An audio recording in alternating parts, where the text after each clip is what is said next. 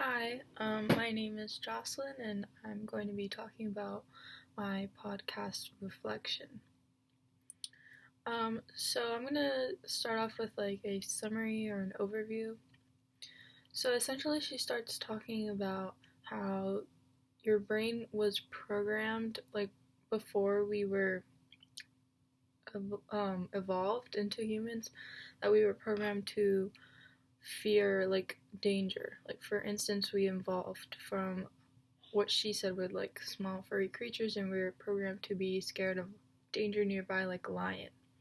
So obviously over time this evolved to a more complex part of our brain, but we still have this primitive part.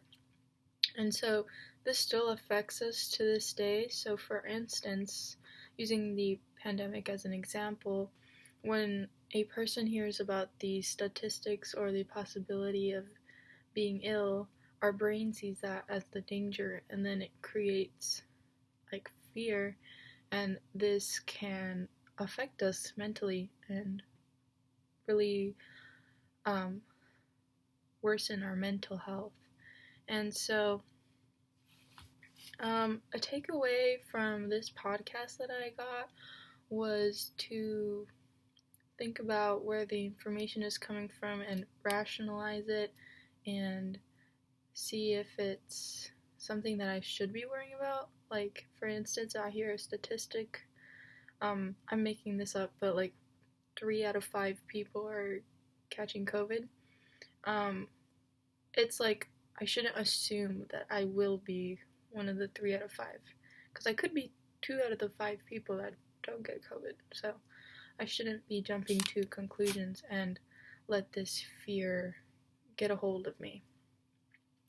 Some vocabulary that relates from chapter 8 would be emotional intelligence, and quoting from the book, it is the ability to motivate oneself or to persist in the face of frustration, or to control impulse and delay gratification, or to regulate one's mood and keep distress from swamping the abilities to think, empathize, and hope. So this is essentially goes back to what I said about rationalizing the information that you see in the media and not letting it get the best of you.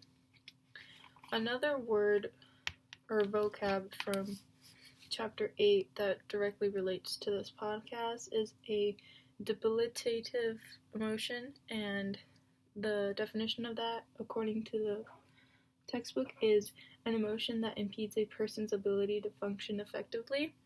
And so this would be like someone who hears, again, a statistic on the news, and they're like start getting really bad anxiety and or like even depression, and this affects their everyday, and then they can't get their work done, or they just don't want to function as a normal human being and leave their house.